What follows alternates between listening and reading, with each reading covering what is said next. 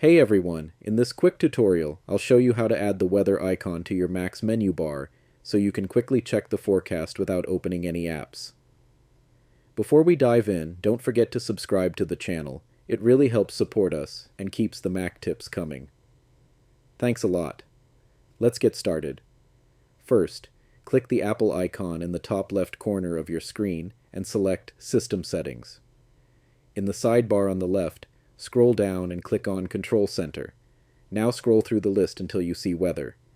It may be set to Don't Show in Menu Bar by default.